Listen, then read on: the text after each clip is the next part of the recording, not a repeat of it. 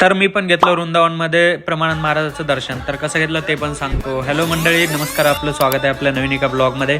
वृंदावनला निघायचं होतं दर्शनासाठी, तर ट्रेन पकडली आणि आलो लगेच वृंदावनला. रात्रीची जे महाराजांचं दर्शन होतं ते पण सकाळी मी पोहोचलो किती रात्रीच्या 2:20 तेव्हा पण तुम्ही गर्दी बघू शकता की इथे किती लोक आलेले होते, सर्व भाविक भक्त. 2:20 दर्शन जे होणार होतं आपलं ते होणार होतं 4 वाजल्याच्या आसपास. आणि इथं जी एवढी पब्लिक आलेली, खूप पब्लिक आलेली, खूप गर्दी झालेली. इथं जे भाविक भक्त तुम्ही बघू शकता, जे महाराजांचे फोटो वगैरे घेऊन खूप वेळ उभे राहत होते. सुद्धा महाराजाचं दर्शन घ्यायचं होतं, तर आपण सुद्धा थांबलो खूप वेळ, म्हणजे जवळपास आम्ही 2 तास उभे राहिले होतो.